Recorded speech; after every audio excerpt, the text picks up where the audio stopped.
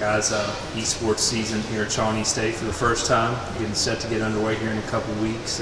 How's it been getting the process going and getting this team started for you all? It's been a long year getting everything together.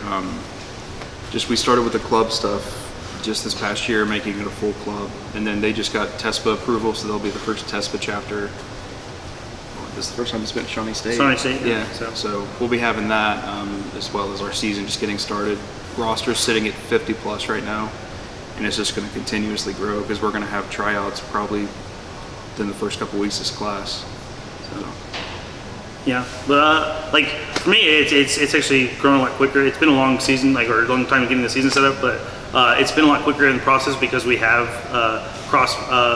collaborated with our game engineering courses, so we have computers in the labs already ready, so we can do LAN, so we can do online tournaments, all kind of stuff, and that kind of sped up the process and allowed us to build it quicker and build a more established ground and have a really solid foundation for it. So. You mentioned over 50 kids on the roster in your first season, so definitely a lot of interest in the program. Oh yeah.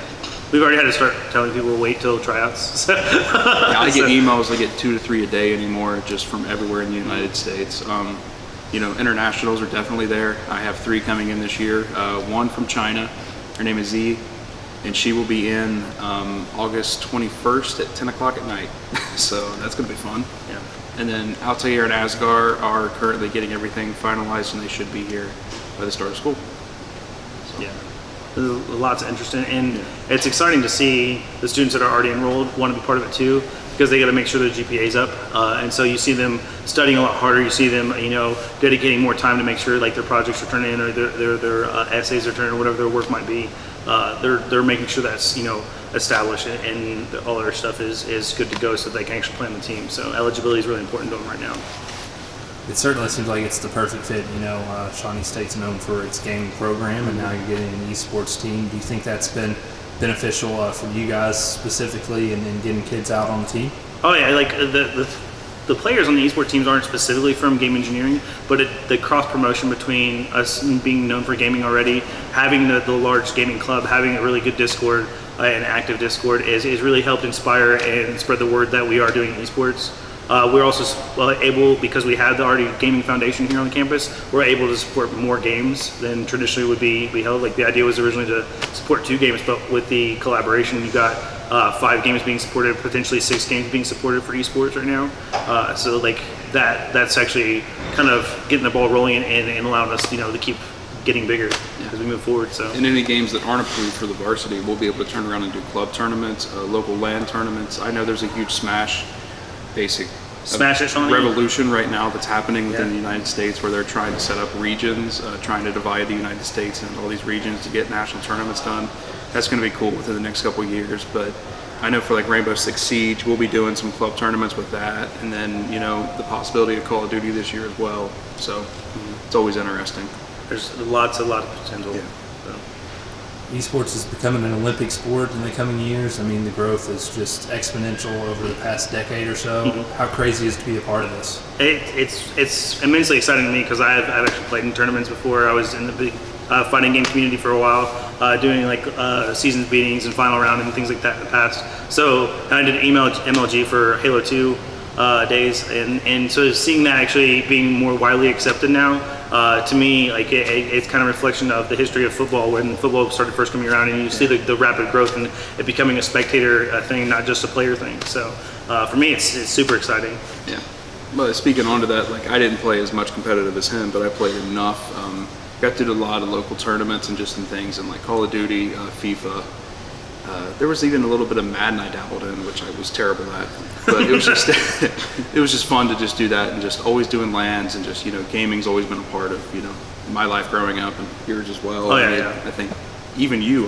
Come on. Yeah. I have 3 brothers, and all we did was try to figure out who's best. Yeah.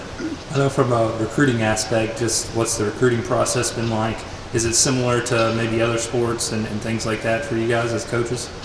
So the recruiting aspect of it has been, when we started out, it was very hard to try to judge, because we didn't know, are we going off of game ranks? We're wanting to do, they need to hit this. And then you start getting these kids that are nationally ranked in Hearthstone, nationally ranked in League of Legends, Rocket League, and they just start showing more and more interest. So you start reaching out, and with the overall support and them wanting to be a game designer or wanting to be in a business degree or even education, they're going to come here for it. Being able to pass it off to Travis and having him, hey, I have a kid interested in programming, can you tell him a little bit more? And then, even for education, I've reached out to quite a few professors and business as well. And then I even have a nursing student potentially starting this fall, so we're going to see how well that goes. So that is one of the tougher programs here. And gaming touches everybody nowadays. It's like you can be at any level of physical activity and still be able to play. It's a lot of mental game when you do esports, and be able to to be able to play for 8 hours straight in a tournament. That's a lot of time dedication and a lot of mental fortitude that they have to have. So that's one thing, but it allows you to embrace more culture and more backgrounds, and so that's really exciting. But it helps with the recruiting aspect too, because we do have that, like we said, we have the big gaming programs. So people see that and they see the esports are there too. It's a 2-for-1 deal, so they get super excited. So, but like you said, people have been reaching out all the time. We still have people trying to enroll right now. Yeah. So we actually just had a kid get a hold of us, Thursday? Yeah. And the last orientation was Friday. Yeah. And he was wanting to get everything in, ready to go. So. Yeah. It's just the interest is there, and there's just so many kids excited for it, which is awesome. Because these next couple of years, you're just going to see this blow up. And it's less difficult to get interest in it. The more difficult part is to shift through all the interest and figuring out, who do we take, who can be on the team, how big can the roster be, how many games can we actually support with the staff level we have. So a lot of what we've been doing is not just on ranked mode, because not everybody plays ranked mode. Some people will just like to play casually, but they're still really good. We've been having open lobbies over the summer. Every so often we'll stream some of them we won't, and inviting people that showed interest to these open lobbies of the games, and we spectate the games while they're playing, and we can kind of switch up the teams around and see who's actually playing, who has the better sportsmanship, which players get a little triggered or toxic too quick. We have to figure those things out, because you have to be cool-headed throughout a tournament. So we are able to gauge all those through doing open lobbies through the summer. So, and we're going to continue to do that this fall and into the spring. Just if there is interest, any recruits coming in, especially for 2019. Or even much later, we'll still have them come in and just communicate with everyone. I mean, the Discord itself is over 300 people right now, and that's just going to continuously grow. Yep. And we started the Discord 8 months ago. I started it in probably the end of fall semester. Yeah. So, yeah. I know planning-wise, you guys have a lot of plans for the future, but as far as this season goes, just what are your thoughts? I mean, will you guys have practices? What are your plans for this season, the opening season for you guys? So there will be practice and things to do every day. Saturdays and Sundays obviously will be off, but there will be some weekends we're going to meet up and do things. There will be a 2-week conditioning period. There are people very hesitant about that. You're not going to be running like cross country or soccer, but a lot of it's going to be your hand-eye coordination, just basically promoting healthier lifestyles and trying to kick as many kids off of energy drinks as we can. That's been the huge battle that I've noticed. And nutrition's important. Yeah. So. And you have to have long-running energy through a tournament, or especially if it's a bigger tournament, like a 3-day or a full weekend tournament. You got to have that energy to be able to continue throughout it, and being healthy and drinking water and all that kind of stuff helps throughout that, and keeps your mental game going. You won't get upset as much. The stress levels stay down. So being healthy is really important for us. So. And with our GPA requirement being a 2.5, we are going to dedicate one day to just studying. Either it's in the lab, we'll have quiet rooms available. And it's just, if you need to get work done, you'll have a day to get it done, because that's been some of it where the practices might be later in the evening. Some are kind of worried about getting homework done. So we're going to dedicate one whole day to that, where you can go get a tutor, talk to your advisor, get everything done that you can within that day.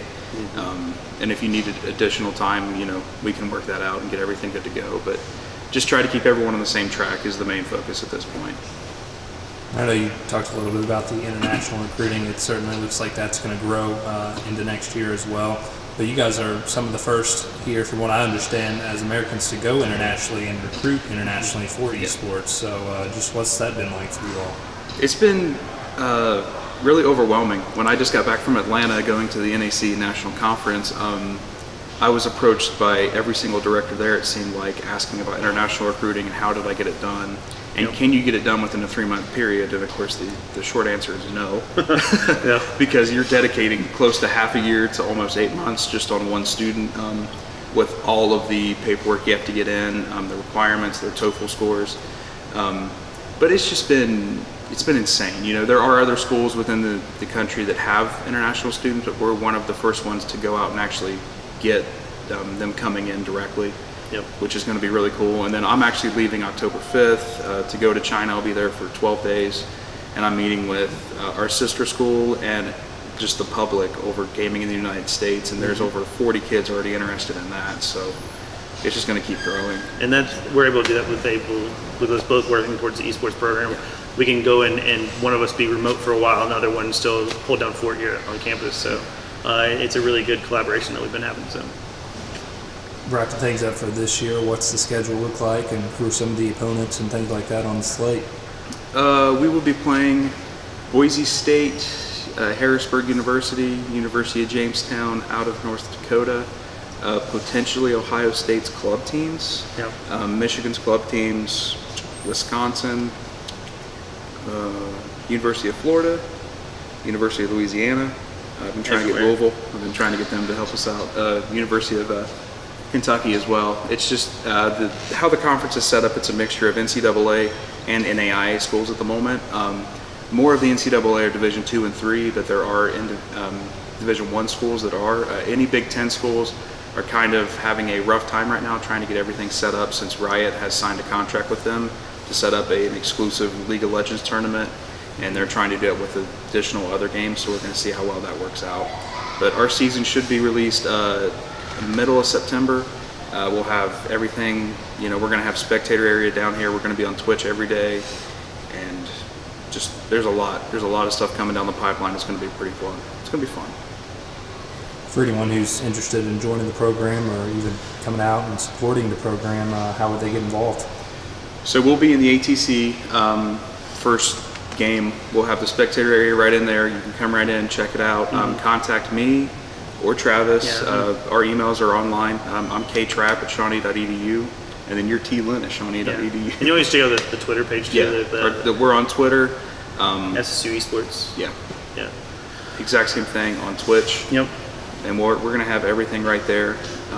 If you are interested and if you are interested in coming to Shawnee State, apply and start that whole process. Yeah, another thing too is that if they're interested but still hesitant, we have a gaming conference on November 2nd, which is a mixture of our engineering and our art side and esports all together, because it's all about gaming. Our clubs are involved in it, so anything gaming related will be there on November 2nd.